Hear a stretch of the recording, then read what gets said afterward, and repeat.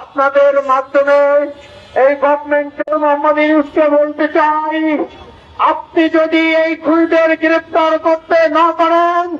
আপনার উপরে যদি কোনো প্রেশার থাকে, আপনার গোয়েন্দা সংস্থা যদি আপনাকে সহযোগিতা না করে, অনতিবিলম্বে একটি আন্তর্জাতিক তদন্ত সংস্থা এনে ওসমান হাদির প্রিয় বিপ্লবী ছাত্র জনতা, এই গভর্নমেন্ট যদি ব্যর্থ হয় হাদির হত্যার বিচার করতে,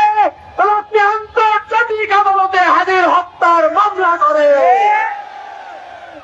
হাদির হত্যার ইস্যু শুধু বাংলাদেশের একার ইস্যু খোদার নাই, কেননা হাদি গুলিবিদ্ধ হওয়ার 6 ঘন্টার মধ্যে খুনি কিভাবে পড়ার খরচ করে ইন্ডিয়া চলে গেছে, এই খবর আপনার কাছে যদি না থাকে,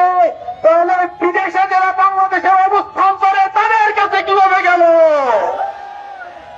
আমরা বলতে চাই, এই হত্যাকাণ্ডের সাথে কোনো একক ব্যক্তি জড়িত না। এই হত্যাকাণ্ডকে ধামাচাপা দেওয়ার জন্য যারা পিছনে কাজ করেছে, অর্থ বিনিয়োগ করেছে, পরিকল্পনা করেছে, সহযোগিতা করেছে, সকলকে আন্তর্জাতিক আদালতের বিচারের মুখোমুখি করে